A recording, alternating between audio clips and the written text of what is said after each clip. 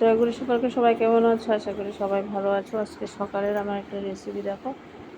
আগের দিনে ডাল রয়েছিল, ডালের মধ্যে আমি টমেটো, পেঁয়াজ, কাঁচা লঙ্কা সব কিছু দিয়ে সম্বাস দিয়ে তার মধ্যে আমি ডিম দিয়েছি। দারুণ একটা তরকা হয়েছে, ডালের তরকা। এটার সঙ্গে রুটি বানিয়েছি, রুটি দিয়ে এই ডাল তরকাটা দারুণ দারুণ অসাধারণ। সিম্পল কোনো জিনিস দিয়ে ডাল তরকাটা রুটি দিয়ে খেতে দারুণ হয়েছে। সকালের খাবার রুটি দিয়ে ডালের তরকা। একটু হালকা নামানোর আগে গরম মশলা দিয়েছি, তারপরে কচুরি মেথি দিয়েছি, দারুণ হয়েছে, খেতেও দারুণ হয়েছে। তারপর আমি বিকেলের খাবার বানিয়েছি ম্যাগি।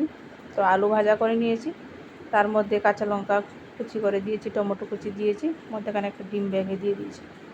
তো ডিমের সঙ্গে আলুটা ভালো করে ভেজে নিয়েছি। আর ম্যাগিটা আগে গরম জলে চুবিয়ে রেখেছিলাম, তারপর গরম জল থেকে নামিয়ে, ম্যাগি না, এটা চাউমিনটা গরম জলে ভিজিয়ে রেখেছিলাম, নরম হয়ে গেছে। তারপর আমি এটার মধ্যে দিয়ে নাড়াচাড়া দিয়ে ঢাকা দিয়ে একটু জল ছিটা দিয়ে ঢাকা দিয়ে দিচ্ছি। তারপর হালকা একটু চাউমিনের মশলা দিয়েছি, ম্যাগি মশলা দিয়ে এটার সেন্ট খুব ভালো হয়। আমি নিয়েছি স্বাদ মতো নুন হলুদ দিয়ে, দারুণ বিকেলের খাবার হয়ে গেছে। তারপর আরেকটা কি রেসিপি দেখো।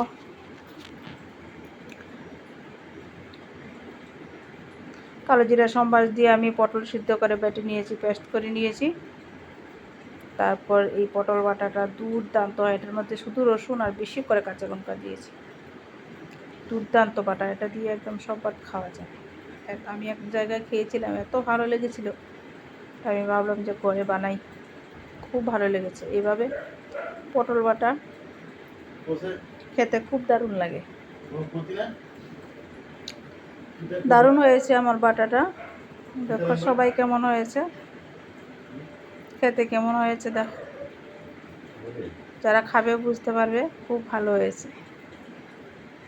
তারপর আরেকটা রেসিপি দেখো, আমিনা মাছ বলে এটাকে, ছোট মাছটা ভালো করে কেটে দিয়ে তারপর এটার মধ্যে পেঁয়াজ কুচি, কাঁচা লঙ্কা কুচি, তারপর এটার মধ্যে টমেটো কুচি দিয়েছি। তারপর এটার মধ্যে স্বাদ মতো নুন হলুদ জিরা গুঁড়ো দিয়ে ভালো করে এটা মেখে নিয়েছি।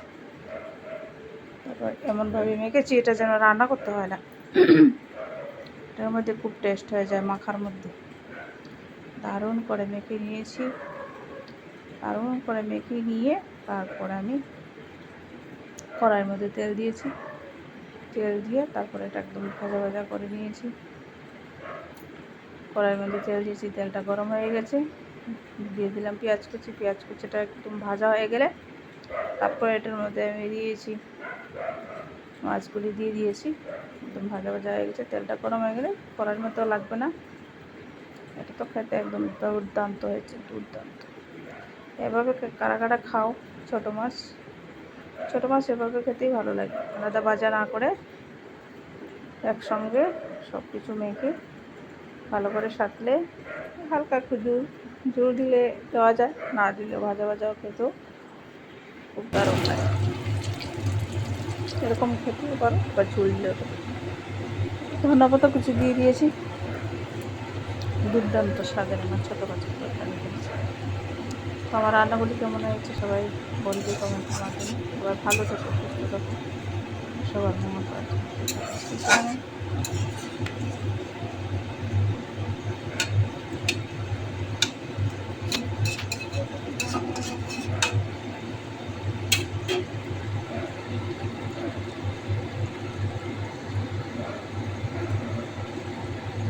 কেমন হয়েছে দেখো, ধন্যবাদটা মতো করছি সব কিছু দিয়ে।